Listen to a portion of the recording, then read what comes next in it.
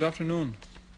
Vice Prime Minister, Minister of Foreign Affairs and Expatriates Walid al-Muallim extended thanks to both the Russian people and its leadership, pointing out that he was authorized by President al-Assad to convey thanks to the Russian people, the Russian President Vladimir Putin and Foreign Minister Sergei Lavrov for their principled stance taken by federal Russia and its adherence to the UN Charter and the international law, which led to prevent the foreign intervention, especially the military one in Syria, like what happened in Libya. Ahead of talks today with his Russian counterpart, al-Muallim said that what is going on in Syria now is a war waged by terrorism on the country, explaining that al-Nusra Front, which is part of al-Qaeda, is the main party which commits terrorist acts in Syria, adding that this front has attracted terrorists from 28 countries. Mr. al-Muallim said that Syria was ready to open dialogue with anybody who wishes to do so, including those who carried weapons. Syria believes, according to al-Muallim, that reform would not come through bloodshed, but through dialogue. For his part, Russian Foreign Minister considered that his meeting with Minister al-Muallim is important to compare the stances between Moscow and Damascus and to see how to push forward the comprehensive national dialogue in Syria.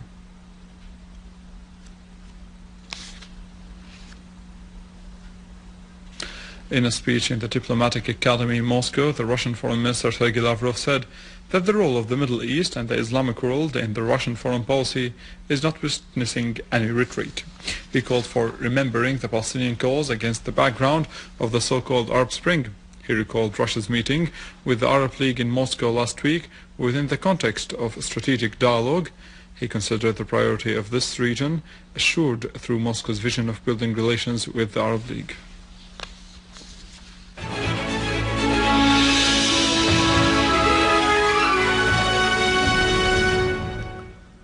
The Syrian Arab Army inflicted heavy casualties among the terrorist groups in a series of operations carried out in Al-Shifonieh and Aliyah in Al-Ghouta of Damascus countryside. An official source said that units of the Syrian Arab Army conducted a qualitative operation killing the leaders of 3 terrorist groups to the east of Al-Shifonieh. In the same context, army units also targeted a terrorist gathering at the town of Aliyah, killing and injuring a number of terrorists and destroying their hideouts.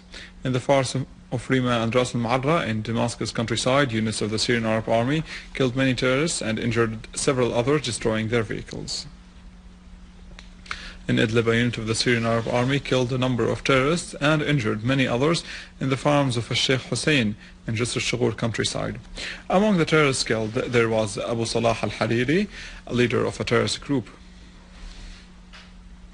Also in Homs, an army unit killed a number of terrorists and injured many others in Al-Rastam farms, destroying a vehicle equipped with Dushka machine gun.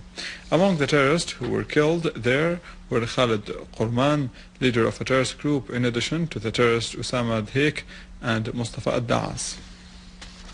In Homs, an army unit destroyed 2 vehicles. One of them is a truck loaded with large amounts of weapons, ammunition and explosives. On the road to Dibe and Shamsin in Homs countryside, also in the countryside of Homs, the Syrian Arab Army foiled yesterday an infiltration attempt by a large number of terrorists coming from Lebanon. The operation was described as being the most dangerous of its kind. Students and citizens of the Syrian community in France staged a sit-in before the High Institute of the Arab World in Paris, which has become a center of support for the crimes of the terrorists. They asserted their rejection of the role played by this center, which organized a campaign of donation to be given to the terrorist gangs in Syria. Those taking part in this protest were subjected to attacks by the organizers of the financial donations to the terrorists before the center. The protesters moved to a central square at the heart of Paris, where they were joined by Lebanese, Tunisian, Bahraini, Pakistani and even a number of French protesters. A source in the Russian military staffs announced that vessels from the 3 Russian naval fleets in the Baltic, Black and North Seas will be deployed permanently within the operating formations in the Mediterranean Sea starting from 2015. This deployment will be part of the group of the 5th formation of the Russian Navy. It will be working permanently and carrying out combat missions planned suddenly in the Mediterranean in order to deter any threats to the Russian national and military security.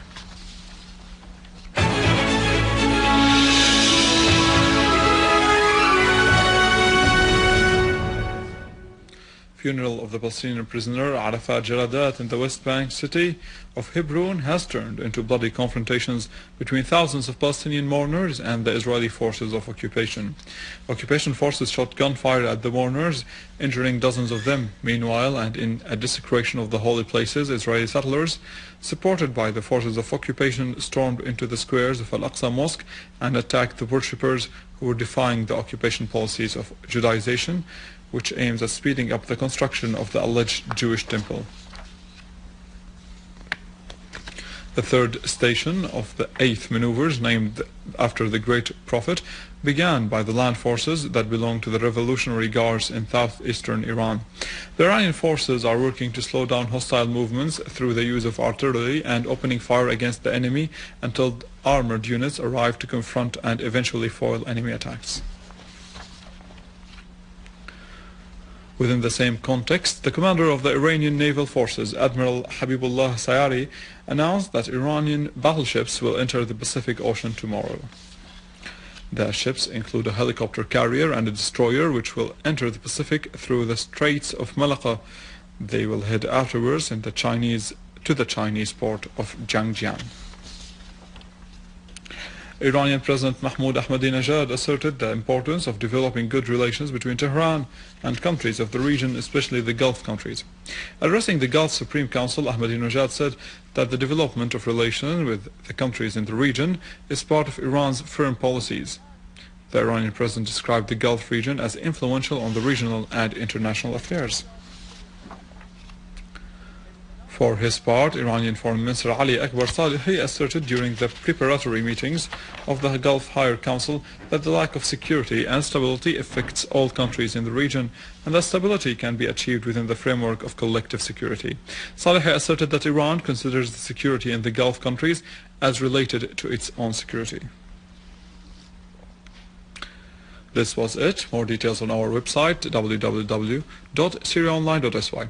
The latest in oil, stocks and hard currencies in our economic news, but after the break.